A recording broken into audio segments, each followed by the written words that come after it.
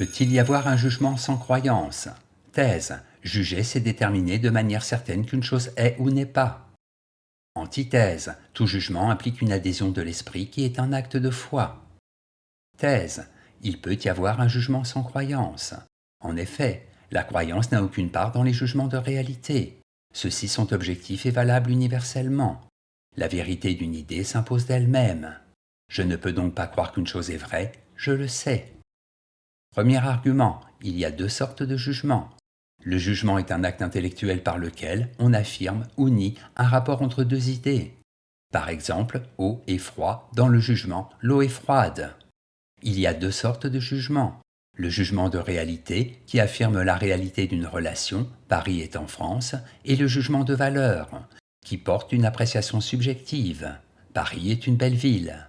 Le jugement de réalité est un jugement sans croyance. Deuxième argument, le jugement de réalité n'est pas une croyance.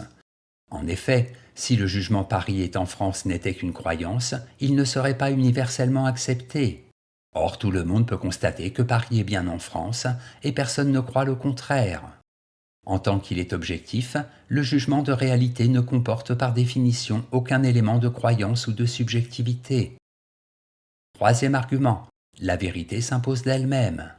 Pour Spinoza, l'esprit n'a pas à juger de la vérité d'une idée. Une idée vraie s'impose d'elle-même, elle est vraie indépendamment de ce que je pense.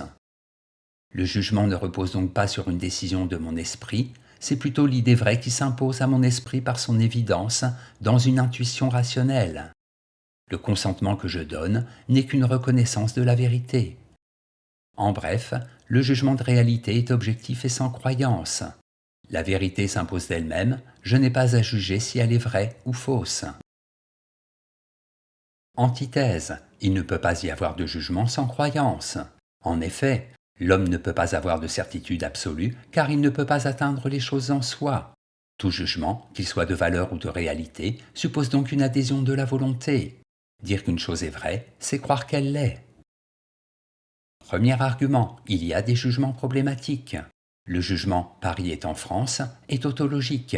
Le prédicat est en France est contenu dans la définition du sujet Paris. Toutefois, il est d'autres jugements de réalité dans lesquels la relation entre deux idées est plus problématique. C'est le cas des jugements. C'est le cas des jugements empiriques fondés sur l'idée de causalité. Ainsi, un énoncé comme l'eau bout à 100 degrés peut paraître à première vue objectif. Deuxième argument, le jugement est une croyance. Or, comme le fait remarquer Hume, l'idée qu'il y a un rapport causal nécessaire entre deux phénomènes est une croyance, et non une vérité objective. Rien ne garantit en effet que l'eau bouillira toujours à 100 degrés si ce n'est l'habitude que j'ai eue de le constater dans le passé. Telle est la position sceptique. Même dans la science, les jugements ne peuvent jamais être objectifs. Ils reflètent toujours un point de vue subjectif sur le monde. Troisième argument, le jugement est un acte de volonté. Pour Descartes, le jugement est un acte de volonté. Les idées vraies ne s'imposent pas d'elles-mêmes, ma volonté accepte ou refuse les propositions que l'entendement me présente. C'est la raison pour laquelle je peux me tromper, en admettant une idée comme vraie alors qu'elle est fausse. En bref, certains jugements de réalité sont fondés sur la croyance qu'une proposition sera toujours vraie. Tout jugement implique une intervention de la volonté, donc une part de conviction. Synthèse. À strictement parler, tout jugement implique une croyance. En effet, juger ce n'est pas simplement concevoir un rapport entre deux idées, mais encore admettre ou nier la vérité de ce rapport. Comme un détective ou un juge d'instruction, le philosophe tente donc de déterminer la vérité d'une proposition sur la base de l'évidence que ses sens, son entendement lui fournissent. Cela dit, il est des jugements plus faciles à émettre que d'autres, parce que fondés sur une évidence plus grande. Le jugement « le ciel est bleu » est susceptible d'être approuvé par tout le monde.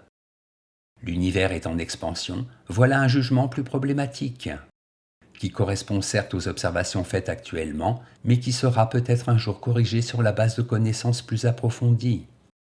Dans tous les cas, le jugement fondé sur l'évidence se distinguera toujours de la croyance naïve qui n'est fondée sur aucune réflexion. Notes et commentaires. Entendement. faculté de comprendre ou de penser par idée générale. Empirique, qui se rapporte aux données de l'expérience, aux faits. Citation. La croyance, ou la valeur subjective du jugement par rapport à la conviction, qui a en même temps une valeur objective, présente les 3 degrés suivants: l'opinion, la foi et la science. L'opinion est une croyance qui a conscience d'être insuffisante, aussi bien subjectivement qu'objectivement. Si la croyance n'est que subjectivement suffisante, et si elle est en même temps tenue pour objectivement insuffisante, elle s'appelle foi. Enfin, la croyance suffisante aussi bien subjectivement qu'objectivement s'appelle science. Emmanuel Kant, Critique de la raison pure.